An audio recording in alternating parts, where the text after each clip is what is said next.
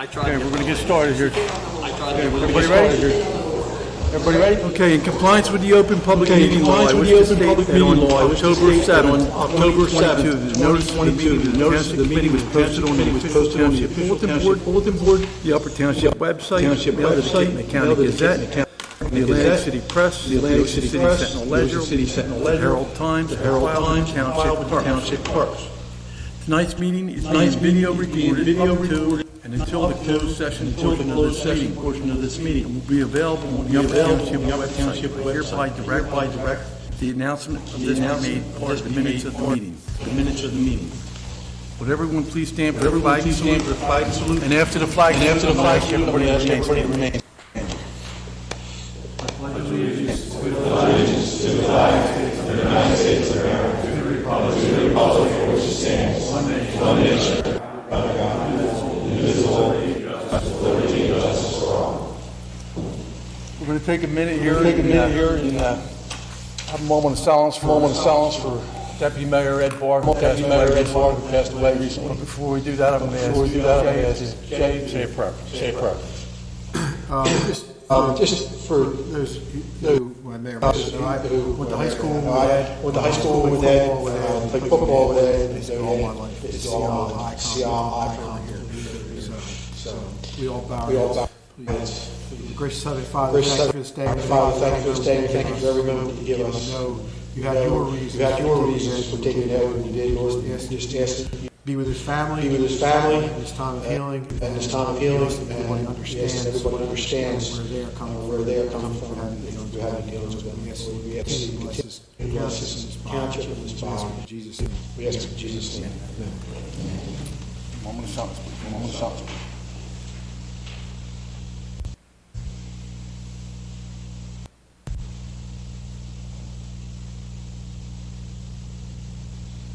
All right, thank you.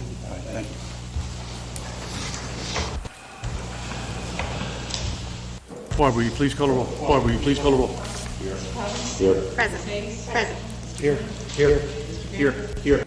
Present. I would like to make a motion. That we approve the minutes of the September 26th regular closed session minutes. Second. Please call the roll. Abstain. Yes. Yes.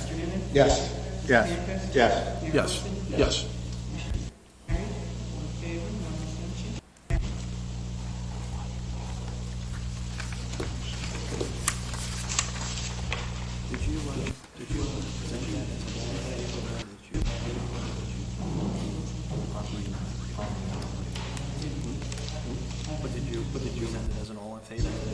We're going to. Yes. We're going to. Yes.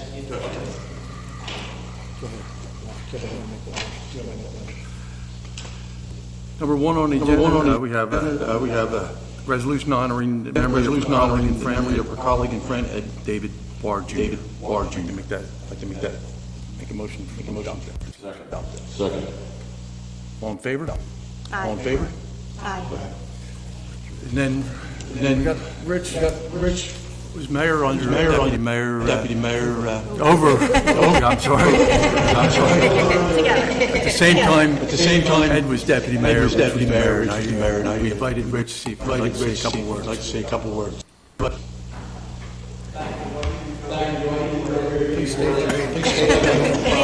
Doing role reversal here. So just to stay on track here, I am Rich Palumbo, 19 East Hollywood, Beasley's Point. Served as mayor for a number of years here in Upper Township. And Curtis is right. In the 22 years that I was mayor, I had 3 deputy mayors. Curtis was the longest of the deputy mayors, and he's now mayor. And one year we had Tony and Sarah as mayor. And then after that, Ed Barr became mayor, and he served as deputy mayor for 6 years. He really was a unique individual. I had the good fortune of running with Ed, and so Ed knew everybody. I mean, if there was ever a communicator or somebody that had leadership skills, Ed knew not only the person's name, but who they were married to, who their friends were, where they grew up. He just had the ability to to remember people's names, and it really, we had a good time out on the campaign trail for, I guess, the 3 years, 3 different terms that we ran together. I had the good fortune of talking to Ed just about 2 weeks ago at just about this time, believe it or not, because, and I know that only because my granddaughter is running cross country. I was at that meet, and I had called him. I knew he was in the hospital up in Penn, and he seemed very happy. He told me a lot of the medical issues that he had getting up to there. He was looking forward to potentially coming home, and unfortunately took a turn for the worse over the weekend of that, right after that Tuesday, and unfortunately he passed about a week later. But you know, the one thing about Ed is he was always upbeat. He really enjoyed serving this community. He took it very seriously, and you know, he will be missed as a person, but he will also be missed for his leadership skills over the years that he gave to the township. I know I can speak, you know, firsthand that the people that are up there serving now, it's a lot of work. There's a lot of things that go beyond the meetings that many people attend, and they see, you know, all of us, or now the current committee in action. But there's a lot of things that happen in the 2 weeks in between the meetings that takes a lot of time and devotion. And I think Ed always put in the time.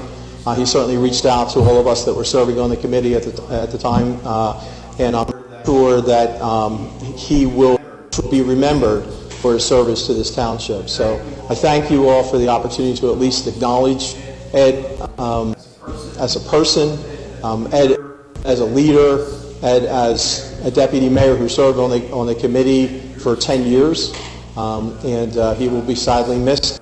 And I wish his family all the best. I know they're going through some very difficult times. For those of you that don't know, I know many of you do, that Ed is one of 11 children.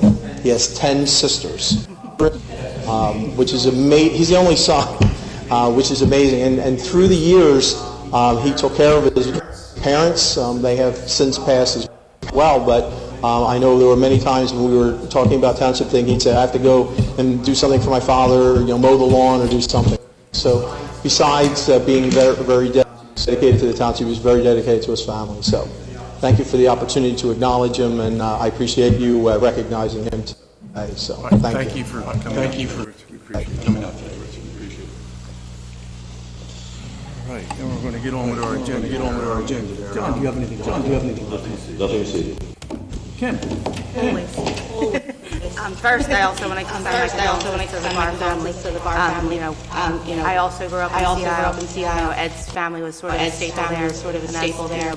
Former Mayor Palumbo pointed out he's one of 11. My brother and sister were both some of his sisters, nieces, nephews, cousins. I can sort of say to people, if you didn't know Ed, you know someone who's really, his family's really a staple in Pima County, you know, to loss is definitely felt by everybody.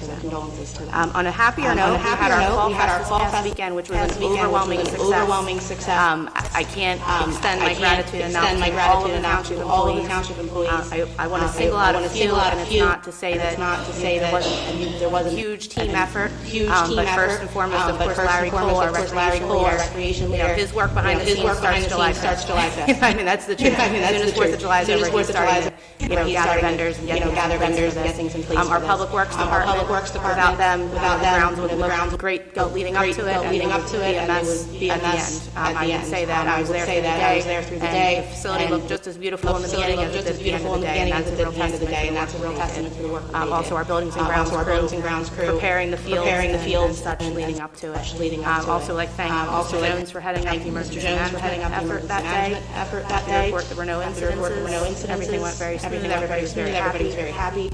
Our rescue squad for bringing laser tag into the event, because that was a huge game changer. I know you guys had supposed to end at 3 o'clock, and you still had a line before. adults, kids alike.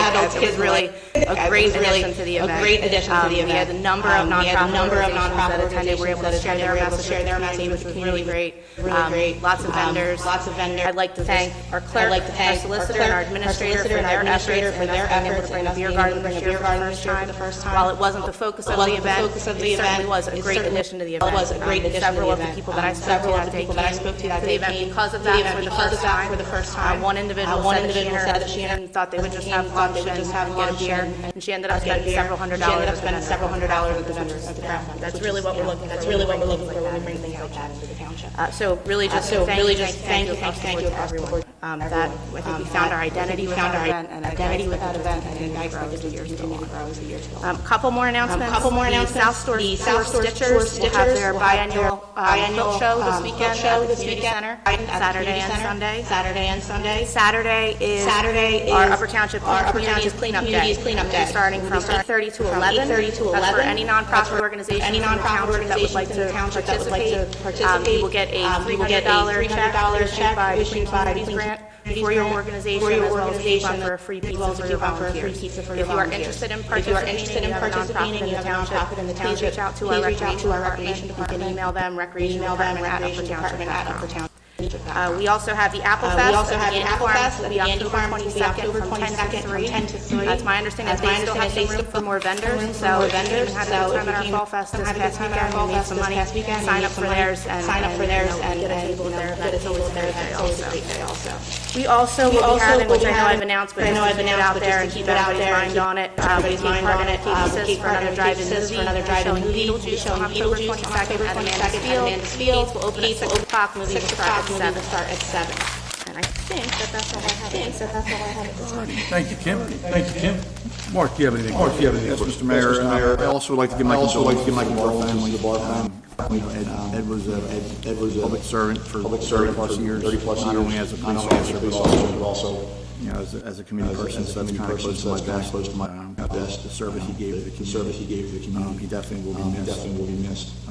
I also would like to thank Committeewoman Hayes and her staff for an amazing event that was held. I was able to attend that the entire day at Mavis Field.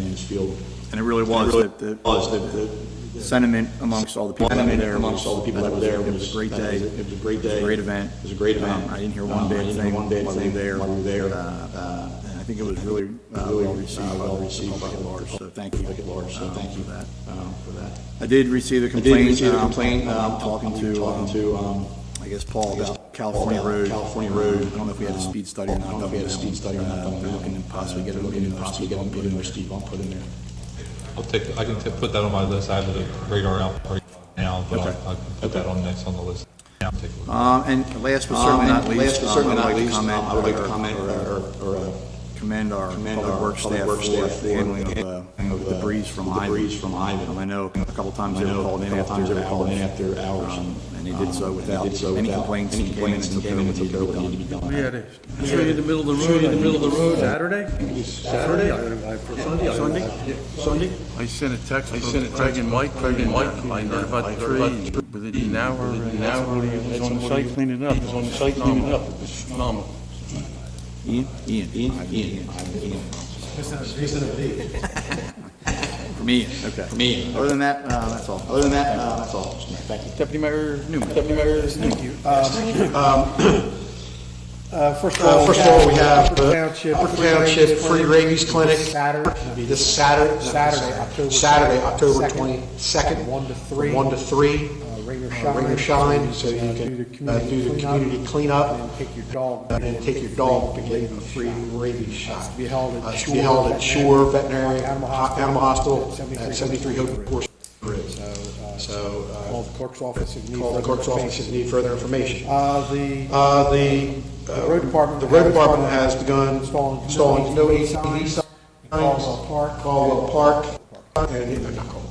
in the pit, the Township owned land between Stagecoach Road and Tuckahoe Road off of Esperanza that ATVs seem to frequent. We're trying to put some barriers up there to some of his private lands for that. The rest of it, signs up. limiting, but hopefully eliminating ATV traffic. On the ACE project. Everybody's pretty aware of the Atlantic City Electric reliability project, whatever they want to call it. That is ongoing. Everybody to be alerted to some helicopters flying. We know every day. Public safety personnel know every day when helicopters are flying. Get messages. They fly just about every day. And they're going to have a Chinook helicopter. They're going to have a regular helicopter carrying people long lines. So it's pretty interesting. You do see it. They are right now. All the electric lines from the generating station about the high tension lines behind elementary on the ground. So taking them down, and they've already started.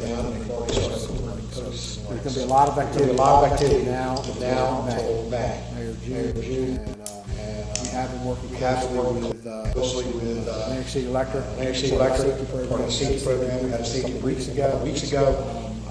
Some of those policies we talked about put in place already.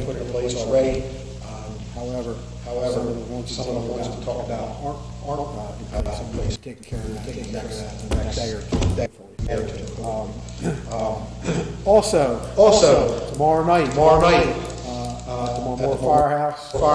The fire prevention open house. 5:30 to 7:30. All the equipment in the township on display there. Park Elementary School walkover. That is also a things for kids to do. Food games, yards. It's been there for years. We've done this multiple, highly successful. Climb all over the firehouse. That's all. Thank you, Jack. I do have a couple things, Upper Township Health and Wellness Fair, October 27th, 3 to 5 p.m. at our Upper Township Community Center. So it's going to be free, there's flu shots and health screening. Blood pressure, blood sugar, cholesterol.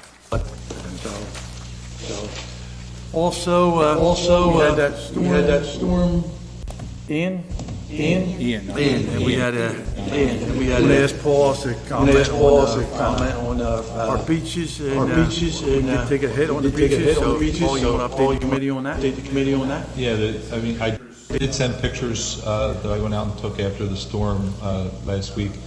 We did have some severe erosion. I would say, besides the continued erosion of the dunes up in the north end, at the high tide from Williams down to at least south of Sherman Avenue, if not a little bit further than that, the high tide was right at the base of the dunes. So, it was a high tide. So, the beginning of next summer season, we're not going to have a lot of dry beach to start the summer season in the main part of town. Well Beach fared fairly well, so I think that they're in good shape. But as I reported last meeting, we're still in line for the beach fill. Most likely won't happen until late June or early July. The only thing that could change that is if we had another big storm that really took out the courses in the state park on the township side, which would negate the bird habitat area. But we are going to get a beach fill next year. So, all right, thank you, Paul. Okay, at this time, Gary. I also want to give my condolences to the Mayor Palumbo. Had an interesting take. There wasn't anyone that knew him. Being a cop, he was a well-respected police officer in Hamilton. His family married the Klungs. I happen to be very good, and I have close to the Klungs. There's always a connection between this community. Even when I first came on, there was certain things that I needed help with. I was given his name as a contact, and he spent a few hours walking me through contacts, His professionalism transcended any partisanship. He was a good man. So God bless Triple Arms. I also want to springboard off what the woman Hayes and Committee Pancos has said. The Bell Festival was fantastic. Special thanks to Troop 79, Matt Jefferson, Ben Robbins. They participated with the American Legion in a very common circumstance. Flag ceremony. I believe it was up to 40 bags that were eventually into the and were disposed properly. So hats off to those two boys. They should be commended. This past week, myself and HR have been employee reviews. We're going to 60 plus employee reviews that have been submitted. We also taken time, and we're going to present timekeeping, some HR resources that we think that might benefit the community. You guys can look at some of the HR programs that are out there for upgrades. Some of the other tech upgrades, you can see it. We go to the electronic version on the screens here. We have the agenda system. And Paul continues to guide the website changes. It's a live process. We're working within technology that we can save some of the financial resources we have. But special thanks to Dietrich and what's the name of the firm? What's her name? Jasmine's firm that has been working with the electronics side.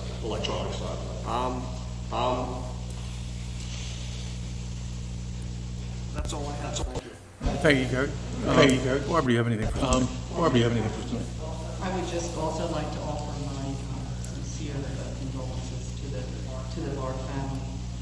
My entire tenure here, through my tenure here, I had the opportunity to work closely with Mr. Bard as the deputy mayor, and he will be missed.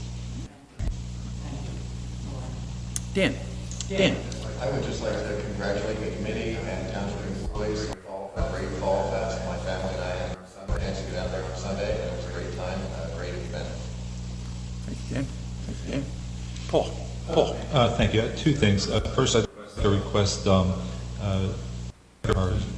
zoning board administrator, Liz Oakes. There's another class that I'd like to sign her up for. It's a 1.5 day class, but it's $361. It's through the Rutgers. And it's part of her training and certification for the board administration process. I'd request authorization to have her take that training. Let me just jump in real quickly. I think Gary and I have discussed this, and it seems like probably procedurally the best way to address these issues is let's put it on new business on the agenda. So anything that comes up, during the course of reports. We're motion. Yeah, we'll put on new business. Tonight, Okay. Take a vote at that time. Okay. I'm okay with that. And then my other thing, which may need a resolution, is if you recall, several months ago, the committee authorized we had an unapproved street that we had a request for the property owner to improve the unapproved street of Whitman Lane in Tuckahoe. That property owner has since hired the proper contractors to install the roadway improvements. I've inspected the improvements. I believe Craig Reeves from Public Works has also gone and taken a look at the road, and all the improvements have been installed in accordance with the township standards. So therefore, I would request that the township accept the road and release the performance bond. And we'll do that under new business. So I think that would be fine. Paul, do you require a formal written resolution? I think because we're accepting the road improvements, I think that it'd be appropriate to have and release the bond. We'll do that. For some guidance as to whether we would like to. We'll have that on our agenda for next meeting. So that's a That'll be a written resolution. That'll be a formal resolution at the next meeting. If the committee is inclined to release that. Yes. Okay.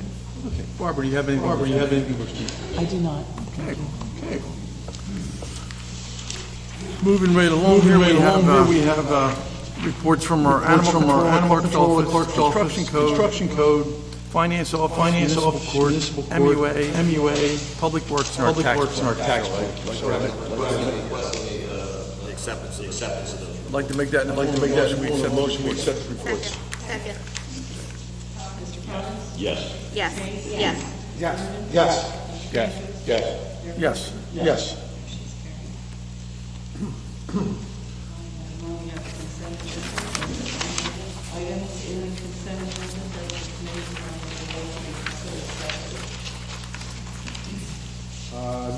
Move the consent agenda as presented. Second. Please call the roll. Yes. Yes. Yes.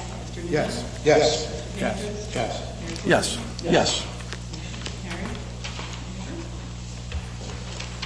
Number 17, under ordinances, public hearing and final adoption of ordinance number 23, 2022, and ordinance authorizing the release of funds from the account entitled Reserve Capital Projects for the purchase of real estate. And this is the public hearing. At this time, we'll open it up to the public. Would anyone like to comment on ordinance number 23 of 2022?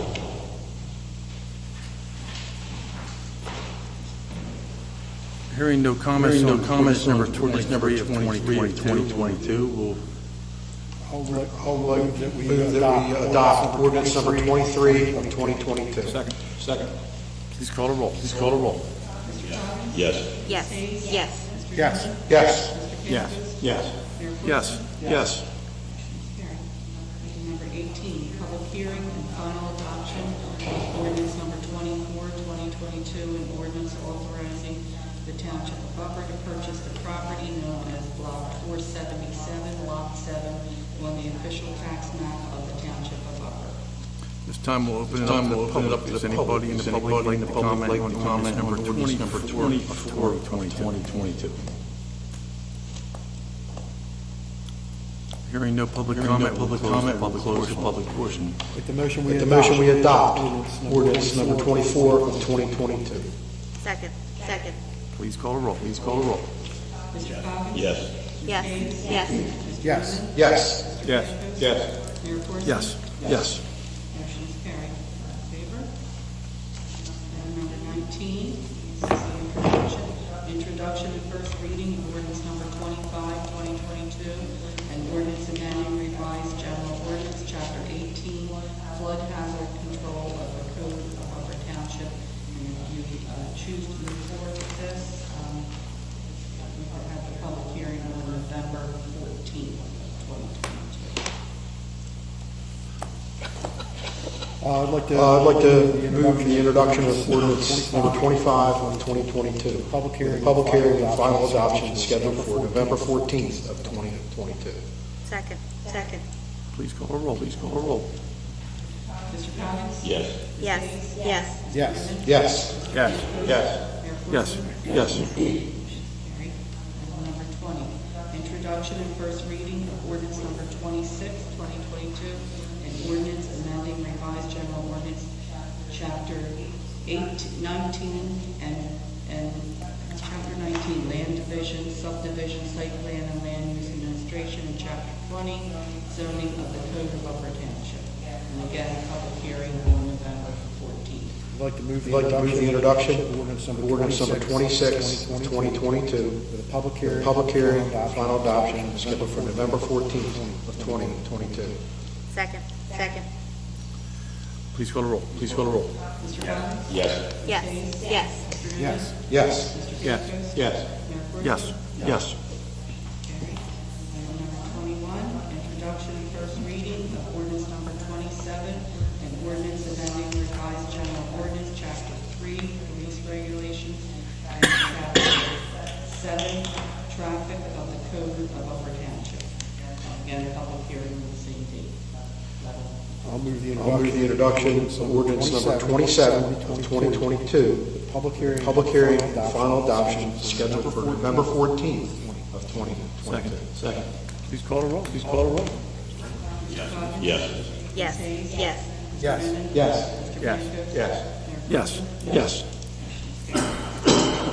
Item number 22, under bid results, under new business, bid results for reconstruction of Bayview Avenue Phase 4 and Prescott Avenue.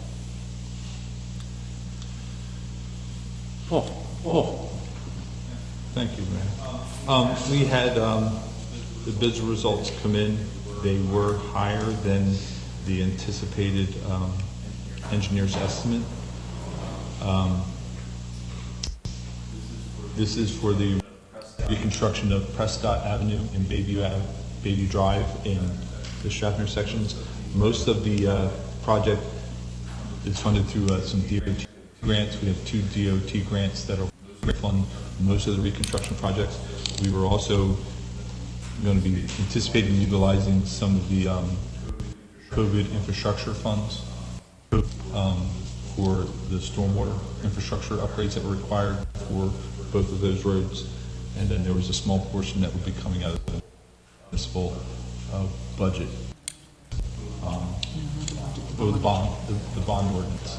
We had about $36,000 remaining in the one bond ordinance. So that's where we can account for all of this project funding, but it was slightly over budget for what we initially looked at, but we do have the funds available to do that. The lowest responsible builder and contractor was Concrete out of Hamilton.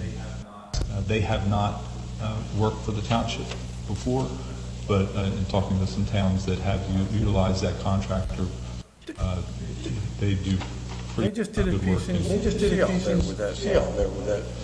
Yeah, So, they've done work, they bid work for the township before, they just were never a successful low bidder on this project.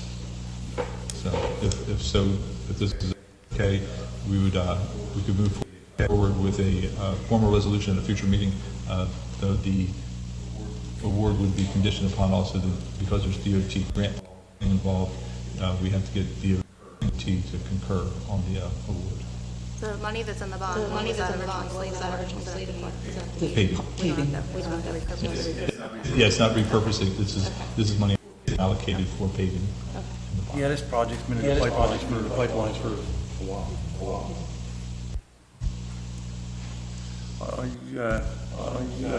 Make a motion, we get it on the next agenda? Yes. Second. Oh, we need as a motion. We need as a motion to put it on the agenda. Did we? No, so if you think, I think this is a workshop. If the committee would like to proceed, we will put it on the Yes. agenda. Yes.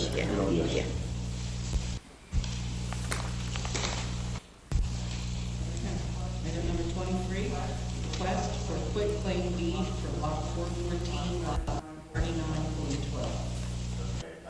Okay, I can explain this to the committee. I received a request involving this parcel, and basically,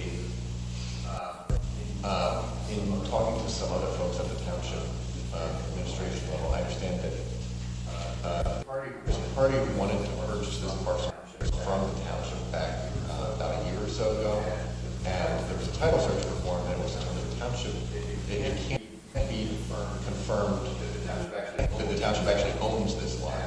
And so ultimately the sale did not occur because it turns out, it appears, based on the title review, that the township only has a drainage easement on the property. For some reason, tax records have reflected that the town owns the entire parcel, but I've seen the title work that doesn't seem to be supported in the title history. And so it appears that the lot is owned by another individual or entity. And so the same buyer that had approached the township has now approached that individual to buy the lot. And essentially, the title company for the buyer would like a quitclaim deed from the township to confirm that the township has no ownership interest other than this drainage easement. And specifically, they're not asking us to give up our drainage easement. When I spoke to Paul, that drainage easement has only theoretical utility, which is to say probably no utility to the township. It is sort of in the middle of the woods understand it, but they're not, but point being, if we were giving something that had any value, we would need to get some consideration in return for that. As it is, they're not asking us to give an easement, they're asking us to sign a piece of paper to acknowledge we don't own any part of it. Is this drainage easement, or is this something we mow and maintain? No, and it has not been mowed or maintained in probably 20 years. Can we put that in mowing or maintaining your responsibility? I will reach out to the buyer's attorney. I don't believe that's going to be an issue, Mayor. And so, just to be clear, we're not taking a vote on this tonight. If the committee is inclined to move forward, we will make a formal ordinance. Yeah, but it's. We don't know that, we don't know that. Saying we don't know, saying we don't know. But there's also the cost of putting that together. I think that is a very reasonable ask, and that is a conversation I already had, and the feedback I got, it's dotted across and actually represents the buyer, and the feedback I had was that probably wasn't going to be an issue. But we can certainly put that together, and I can approach her and say, we're inclined to do that, as long as we're not putting the bill.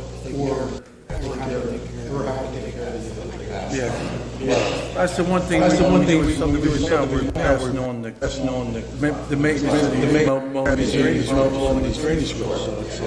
Yeah, and again, this, as I understand what we're talking about, this was a drainage easement back at the time these lots were originally subdivided for development, and the development just never got that far, and so it didn't amount to anything. So I asked, why does he want, and the answer I was given was, he's got horses that he wants to graze.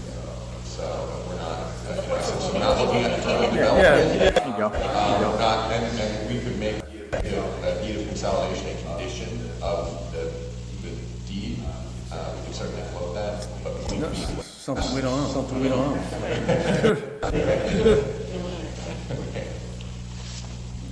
So if the committee is inclined to move forward on those terms, I'll have that conversation, and assuming the buyer's amenable to that, we'll put that on the agenda. Okay. We need a motion for Elizabeth Oaks, right? Elizabeth Oaks, right? Yes, a request to authorize Elizabeth Oaks to attend a planning and zoning class at the cost of $360. So moved. Second. Please call the roll. Yes. Yes. Yes. Yes. Yes. Under unfinished business, we have a draft ordinance amending Chapter 3, Section 1, hawking or peddling merchandise of the Code of Upper Township.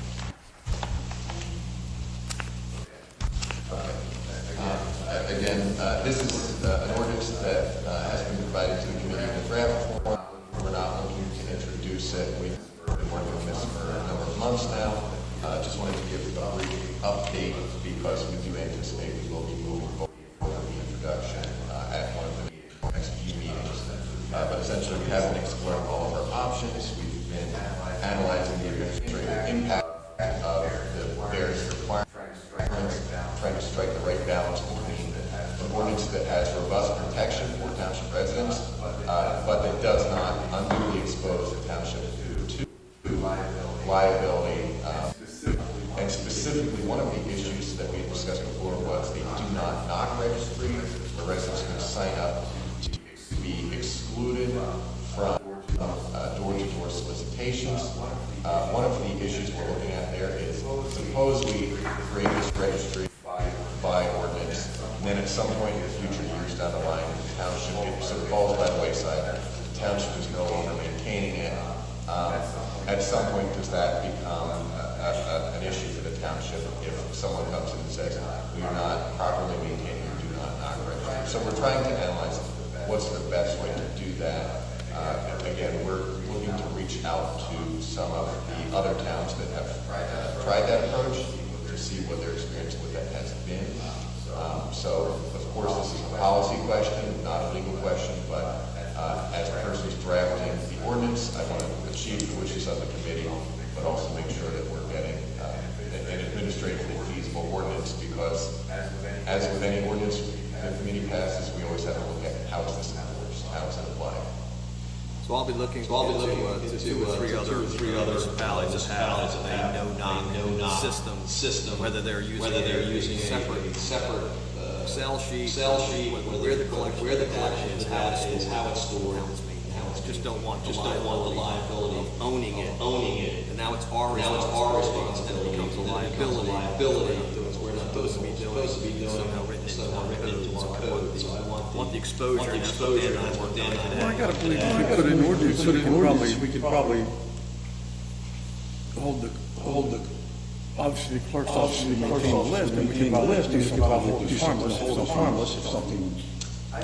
I think that's feasible, and that's, Gary and I have asked this back and forth for quite a bit today, and it's interesting because one of the points that Gary raised is suppose we're being faced with a writ of mandamus action where someone's suing us to enforce our own laws, which we've encountered before, at least claims of that. And so I think there is a way to draft it carefully where it's a service that the township may provide but doesn't have an obligation to provide, but I think that's a careful balancing act. I mean, do you see somebody, let's say, I want to put on the knocks on my door, and then at what point, I can't liable, I wouldn't take. To what expense, what was the damage? Listen, that's what it is. It becomes press releases and everything else we're talking. You own it.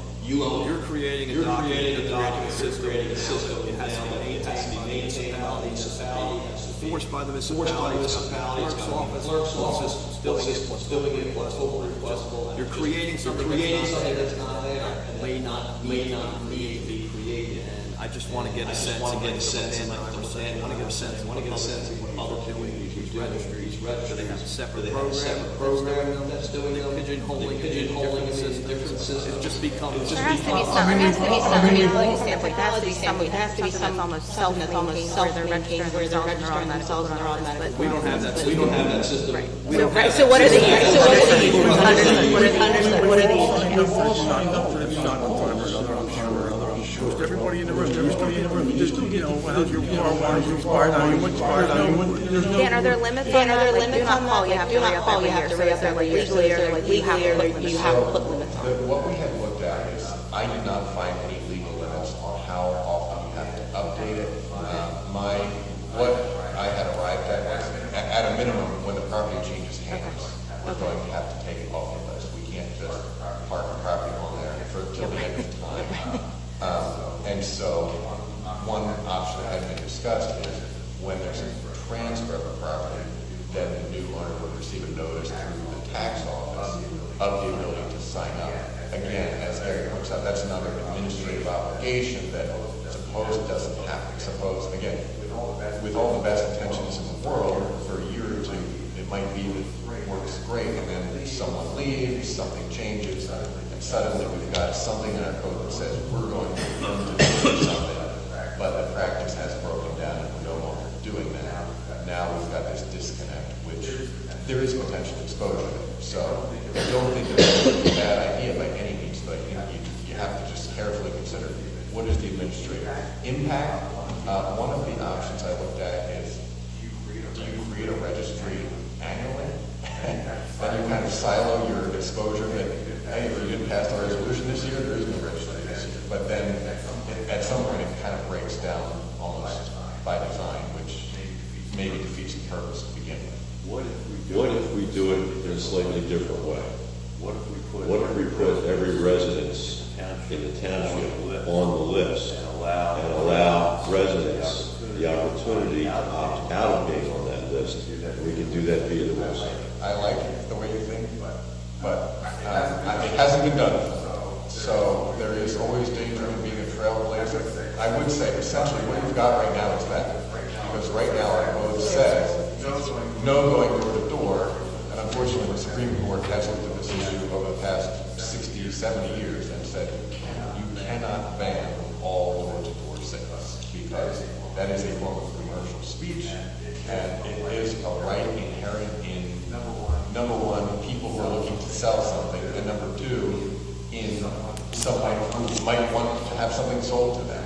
And so essentially what the courts have said is the municipality cannot put itself in the place of its residents. I mean, I think it's a creative approach.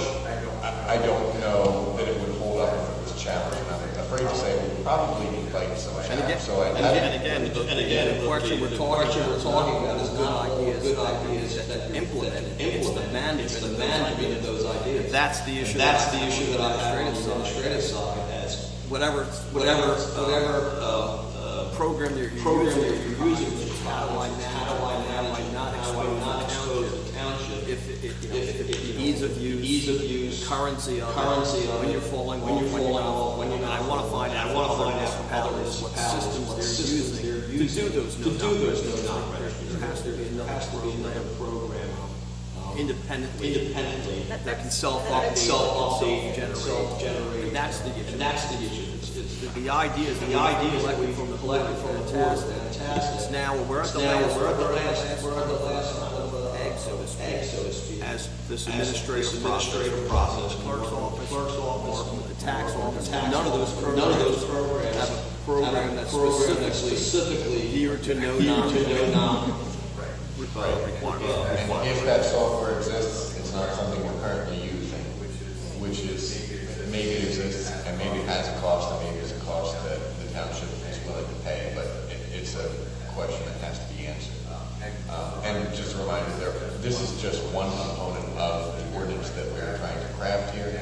And importantly, the bulk of the ordinance is about registration, it's about licensing, and so anyone who wants to sell in the township has to obtain a license, which includes a background check process, which includes insurance requirements, and which contains a list of regulations that have to be followed, including, very importantly, if someone tells you to get off their property, you have to get off their property. If someone puts up a sign in their window that says no solicitations, they have to obey that sign. And like many of our other township ordinances, then it becomes the person who is seeking the right to sell door to door has to jump through the hoops, just like anyone else who needs a license. And the enforcement mechanism is basically the same as other township ordinances and violations that our code enforcement officers or law enforcement officers can actually issue citations. It would work its way through the municipal court process. And so it kind of has that enforcement mechanism built in already. So we do have a very robust system in that process. But we're trying to figure out how do we even add more to it. And that's, again, just to be clear, when I was researching what this registry is, it is a relatively new concept, as in the past 5 to 10 years where New Jersey towns have said, let's try this. And I think it's a great idea, and I think it's kind of informed by the do not call registries. But Gary rightly points out, we have to enforce it if we say we're going to do it, and if we say we're going to do it, and then at some, again, not in the next year or two, but 5, 10 years down the line, maybe it's someone else's problem at that point, maybe it's not, but it's still a problem. So maybe next meeting we'll have a little bit more for the elements. Okay, all right, thank you. Thank you. And we did that already. Okay. I hereby move that all claims submitted for payment at this meeting be approved and incorporated in full in the minutes of this meeting. Second. Yes. Yes.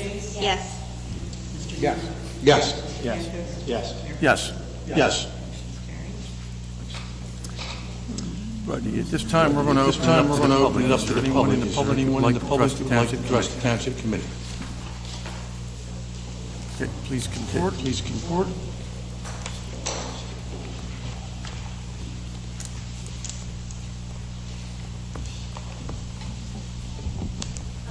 Hello, I'm Dodie from Strathmere. First off, I wanted to say that I attended the Fall Festival this weekend. It was a really nice event. I think that you did a nice job. 2 pieces of feedback. The cars, the antique cars were aligned along a very busy roadway where cars were parking, and it was probably not the best place for them to be set up. We had an issue with, we actually had them originally field on Friday afternoon, we had to move some things around. I agree there was a better place to put them, but we were trying to protect the fields.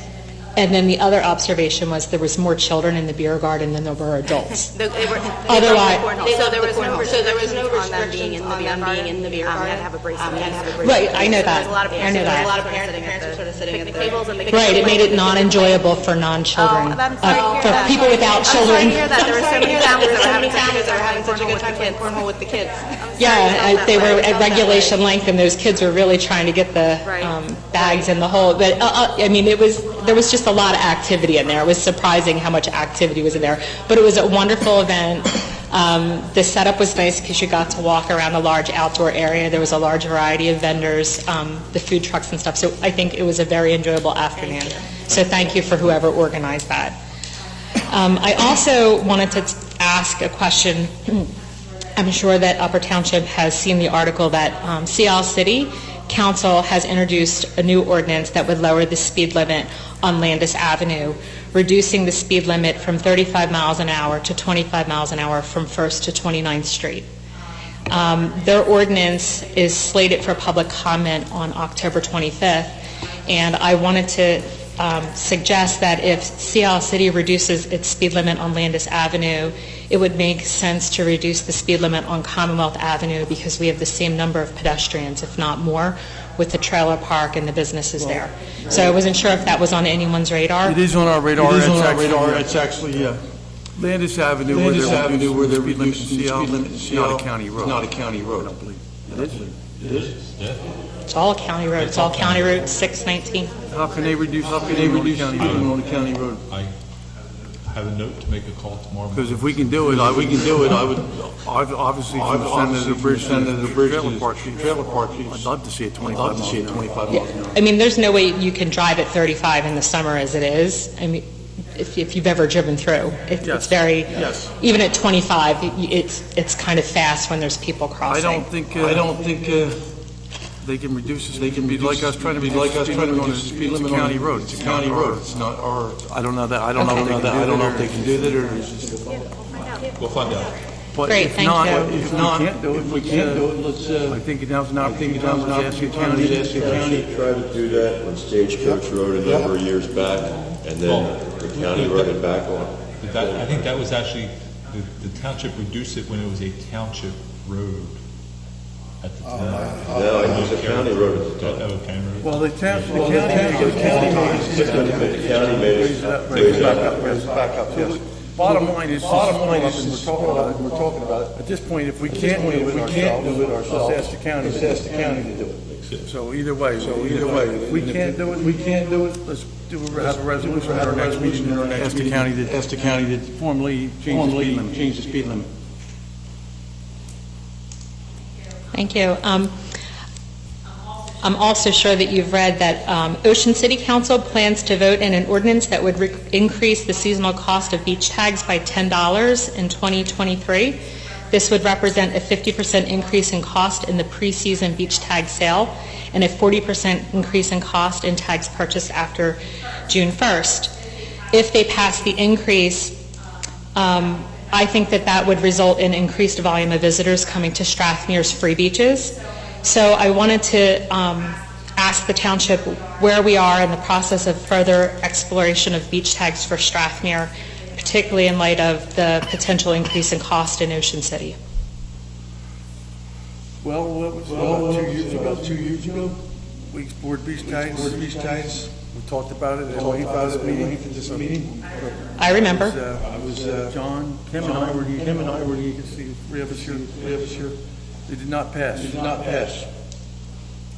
So based on new information where our neighboring shore community is going to be potentially raising beach tag costs by 50%, do you think it's reasonable to ask the town? I feel it's reasonable to ask Upper Township to see what plans are in place to make sure that our beaches aren't overcrowded by overflow from folks coming from Ocean City who no longer want to pay the cost of the beach tag price. Have you petitioned the state parks to see if they intend to charge for courses and what? No, but I actually am working with the state parks on protecting the natural area. I've reached out to the National Parks Council and the state park about the overcrowded and lack of enforcement, and they actually have responded favorably that they will be implementing plans, and even suggested to me that they have similar problems in Long Beach Island, and they utilize local sheriff's offices to help with enforcement when towns don't have adequate first responders to deal with the crowds. Nothing really charging for admissions, right? State parks aren't. State parks Just for aren't. enforcement. Just for enforcement, right? Just for enforcement and crowd control. We did state parks were actually patrolling and doing a great job patrolling until the two divisions of the state level got into a argument over or disagreement, and they actually failed to be able to get out there because of the piping plovers. I know that there was folks on foot and on their ATV in the year prior to this one, but I also did an OPA request that not a single violation was issued for any of the prohibited activity that takes place in the natural area. Well, sometimes just because they didn't issue a violation, they weren't doing their job. Sometimes part of it's education, moving people along. They did a lot of the rowdiness did stop out there in the presence of the park police. I had an opportunity to recently speak with, I think it's Assistant Commissioner John Cecil of the state parks, and when I shared the information and photos of the activity happening in the natural area, he said he was absolutely overwhelmed. He said they knew it was an issue, but not to the extent of the crowds that were there. So they indicated that they are going to be looking at education and enforcement for the coming year. And the Natural Lands Council, which is not an enforcement agency, they're the group that helped with the original plan for the protected area. Also reached back out to the state parks after I contacted them. They agree that the purpose of the natural area in the state park is not being observed, and they will be partnering with them as well. So the state park is something different. I'm actually asking about the beachfront. So the state park, I think hopefully the state park will address the overcrowdedness, but I'm asking about the Strathmere beaches. For the beach tax. Are you suggesting that the state's saying they're going to turn people away from the state park? I'm not suggesting anything. I'm asking about beach tags for Strathmere. Right. Well, Corson's Inlet is a state park, but a state probably the more attended beach. No, it's not. No, it's not. No, it's not. We're talking about overcrowding. I mean, it's a statement that was just made. It's overcrowded. It's overcrowded. The Corson's Inlet State Park. The Corson's Inlet State Park is on the other side. The Strathmere natural area is on our side in Upper Township. I understand. It's still going to bring people to Strathmere. Whether your initial question, they're going to raise fees, and it's going to drive people to the other side. So if we were to put there's still a free beach in Strathmere that is very high.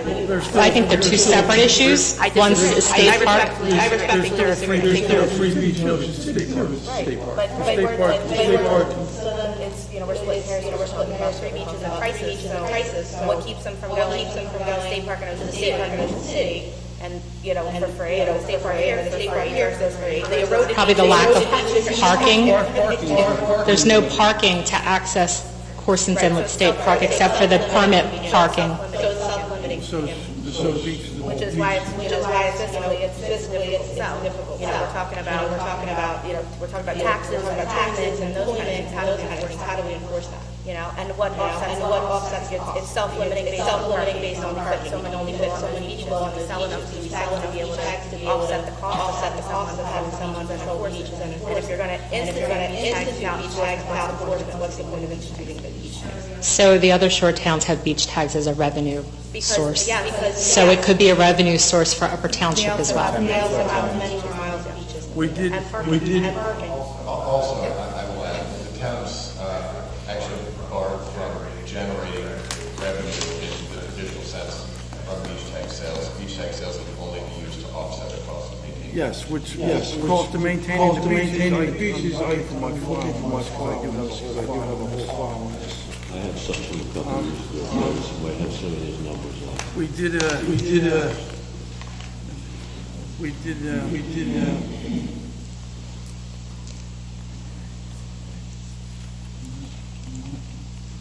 might have taken it out. What we had come up with for our cost cost of labor, supplies, and enforcement was about $30,780. Do you know the name of the company? That was done in-house. We put our own. So there was no professional company that was the number of beach totals? No, we were looking at the beach totals that were coming from our lifeguard. How many people were attending the beach? We had all the facts in-house. We had our labor costs. For one person for the whole beach? For one person for the whole beach? No, it wasn't one person. It was one person, it was one person, and when I joined, when I was the plan for that, it was going to be one person, patrolling the beach with the lifeguards as well. The beach with the lifeguards as well. No, that was not, That was totally different. That was a plan, that was a plan at some point. no, That wasn't part of this. Okay, okay.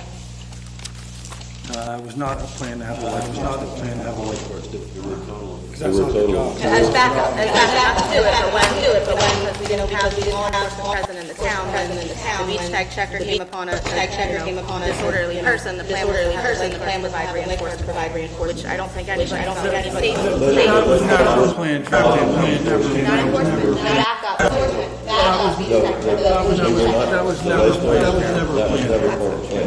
Well, it was not, it was not. I was part of the conversation. It was absolutely. That was absolutely. It might have been, Beach tag checker, the idea. yes, I remember it coming up. Yes, I do. I did. Wait, I want to clarify something. It did come up in the discussion. When it came up in the discussion, televised, and that was one of the fear mongers. Was opposed to it. Brought it up. But that's when it came up. That's when it came up in the discussion. I do. We did have assumptions. Here they are. Beach tags. We had to the profit $82,000. But that was That was based on $25 beach tag. And also that was based on the assumption of selling 5,000 Yes. tags. Yes. And I think even the numbers, if we go back to some of the figures that Jay had quoted. I don't think we get about that. 5,000 tags later. That's taking beach tags on the beach every day. You're not taking into account that it's family. Well, Jay, what were your beach tags all summer? They were For the whole summer. Yeah, but they're not. Well, I think that. But if you have weekly rentals that come in every week, and there's a lot of families that rent week. Right. Week. And typically those properties for the house. These things are figures. We have 310 houses, 192. There was approximately, according to the realtor in town there, 300 weekly rentals. What he figures. Not 300 houses. 300 weeks. 300, Of an individual, yes. But By the way, we're kind of beating this again, and I understand where you're coming from, but however, it's multi-faceted problem or issue that you got to sit there and go, okay, well, when people are already limited by, we're already limited by the amount of parking spaces we got no matter what. The other issue with that is, our beach replenishment, we can't ever say that we're doing something to limit beach access to anyone. Or anyone. I'm not asking When we start anyone to limit beach to say it's overcrowded, and we need all these additional beach tags, we'll have less people on the beach. That starts to look too. I didn't say that. I asked what the township was doing to anticipate a potential increase. Okay.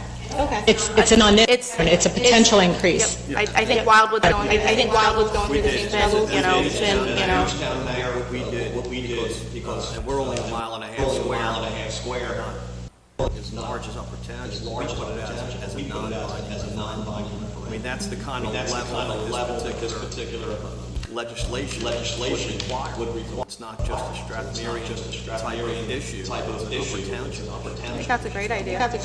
As You want to see what it does to your community, when you want to get a sense of what it does. And as a beach town mayor, it wasn't advantageous for even us with 300, 400,000 visitors for us to do. And again, we have a full-time. We have a full-time fire. We had over police officers. You got none.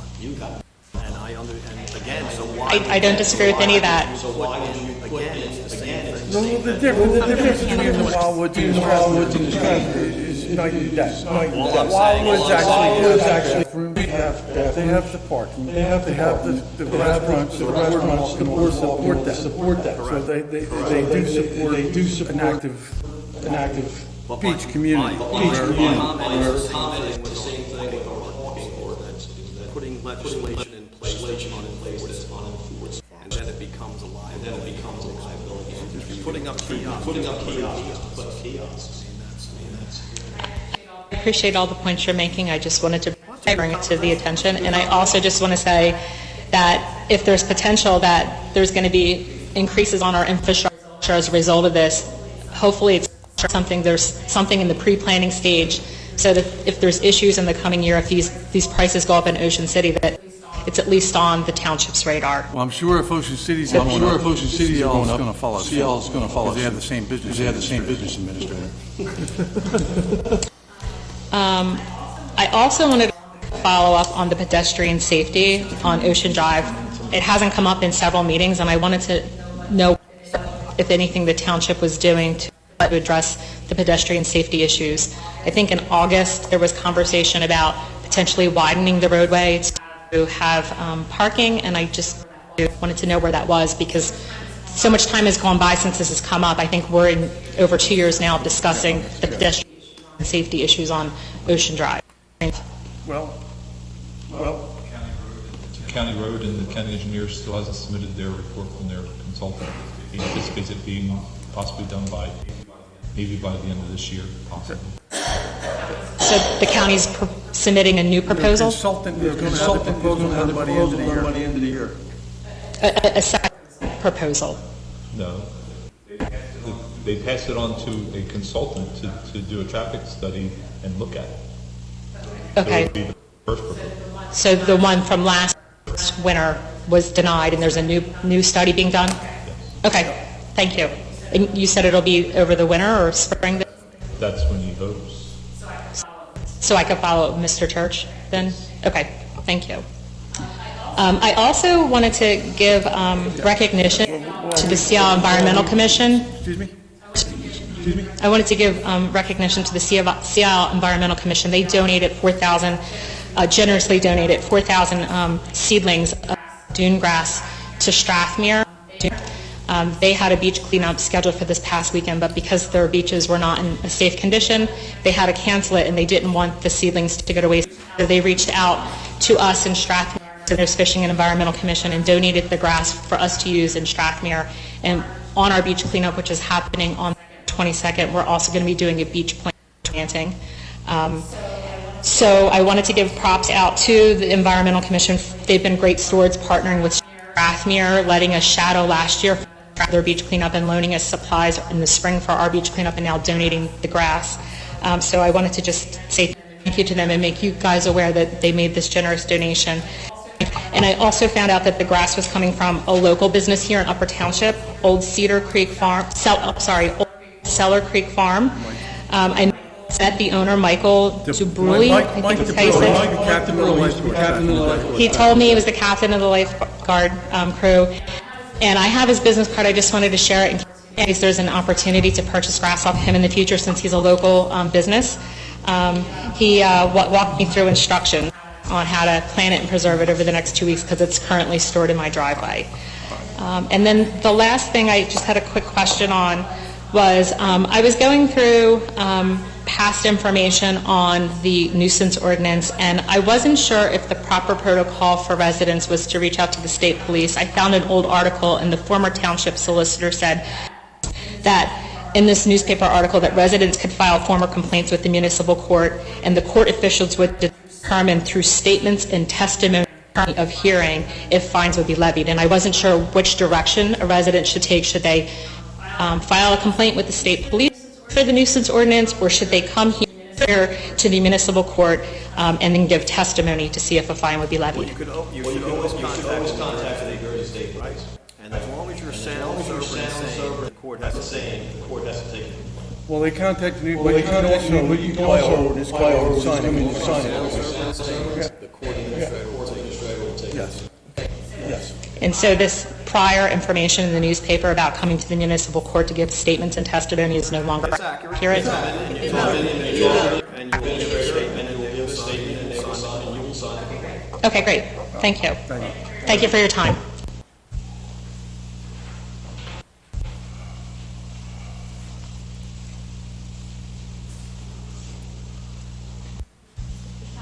Hi, Blanche Adams, resident of Steelmantown and representing the Upper Township Business Association. Just a couple quick points. First, I want to thank Committeewoman Hayes for attending our root mixer last week at yesterday's. The business owners really appreciate your support. I appreciate your support. I appreciate your comments to us, giving us updates, and more importantly, I think the informal networking where our business owners had a chance to talk one-on-one with you and your husband, Sean. It was just a great evening, and I appreciate your support and you being there. It was great to see some new businesses in it, too. Yes, that was... Trumps out too much, but we'll be looking for some grand openings coming up, so that's great. Yes, and I think our new businesses were really impressed that with our relationship with the Township Committee, so that was a great thing. Fall Fest, I'll just kudos again to Kim and your team with Public Works and the rest of your team. We, at our Upper Township business table, handed out over 100 community guides, so I thought that was great. It was busy. A lot of people were from out of the area, and we got a chance to show that through the guides, show them what Upper Township is about, and also it has all the businesses that are in there. So we got a chance to promote our businesses too.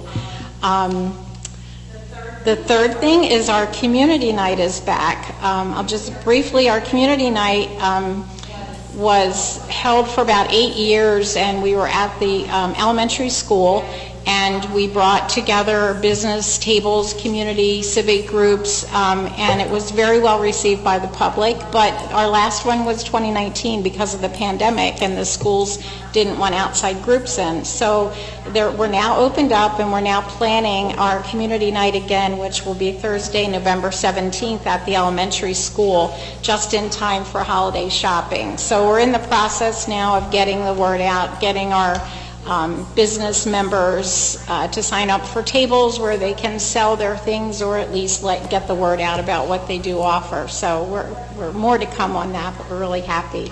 And then just the last comment, at the last meeting, we had a couple of business owners from Tuckahoe brought concerns up about traffic crossing that Route 50, and I know it's only been one meeting, but I just wanted to bring that up again and see if there was any movement, or I know. I was able to locate the paperwork, and we're putting it together as a bigger present to the center of justice.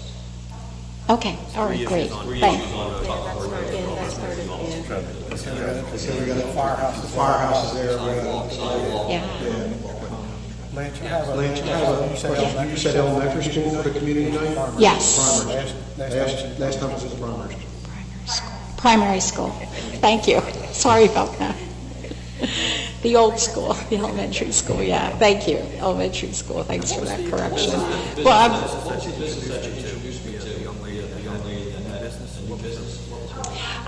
That was Gabriella Kavlova, and she is reopening her insurance office in within the new travel agency in Wayside Village. She had an Allstate agency, and that closed down. So yeah, we got to talk together at the Fall Fest, and she's reopening. Good. And yeah, so that was nice that you had a chance to meet her. Thank you. Okay, thank you very much. Thanks.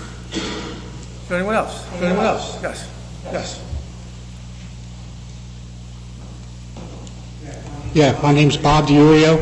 We live in Seaville. We came, my wife and I, Lori and I, came to say goodbye to Ed. I'd like to thank him and say goodbye to a lifelong family friend. Growing up, I was lucky enough to have Ed's dad as my mentor. Little Ed wasn't as fortunate. He was stuck with me. They grew up 2 houses down from us in Seattle on 55th Street since Ed was a little kid. So Ann, Terry, Jeannie, Patty, Mary, Susie, Mary, Maggie, Eddie, Donna, and Denise. I know them all very well. And I'd like to say Godspeed, Ed, and God bless the Bar and Van Alsten family. Thank you. Thanks, Bob.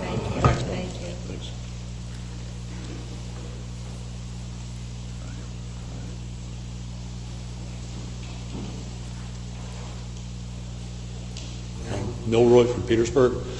I don't want to complain, so I will volunteer to be the person who controls the volume of bands at Amanda's Field.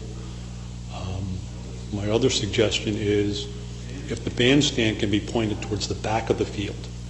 So if it's playing too loud, it's possible to carry on a conversation at the event without having to shout. Thank you. Thank you. Thank you.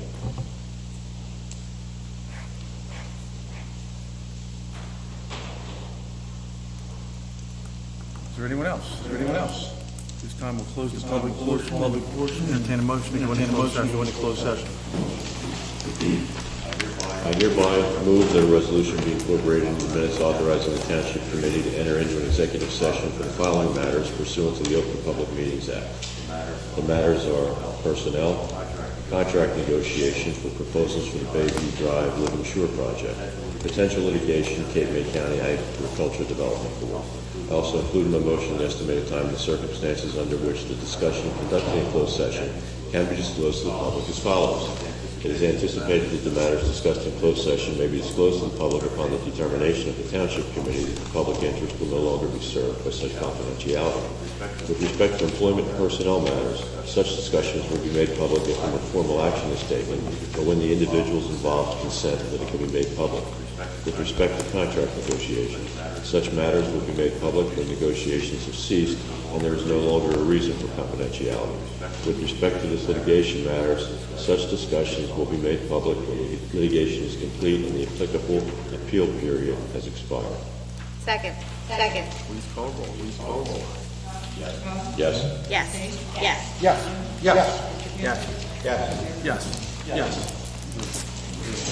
All right, let's 2 minutes, folks. Let's keep moving.